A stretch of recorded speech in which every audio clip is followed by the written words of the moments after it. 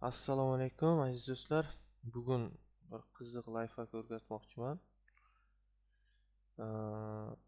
Ko'pchilik elektron raqamli imzoni parolni almashtirish uchun e-imzo saytiga kirib, parolni almashtirish xizmatidan foydalanib qilishni tanlaydi va hokazo. Mana shu tartibda almashtirar ekan. Bu ozgina muammoli bo'lyapti oxirgi vaqtlarda. Ishi sal ko'proq deb bilaman. Boshqacha usuli ham bor buni. Men shunga qisqacha to'xtalib o'tmoqchiman. Demak, buning uchun biz MySoliq saytiga kiramiz. MySoliq saytiga kirgandan keyin bu yerda erik kalit parolni o'zgartirish degan xizmat turi bor. Mana shuni tanlaymiz. Kulishlar ichida o'zimizga tegishlisini tanlaymiz. Parolni o'zgartirish tugmasini bosamiz. Eski parolni teramiz.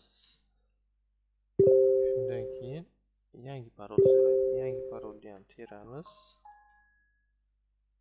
Yangi parolni qayta teramiz. Shundan keyin yangi parolimiz o'rnatiladi. E'tiboringiz uchun rahmat.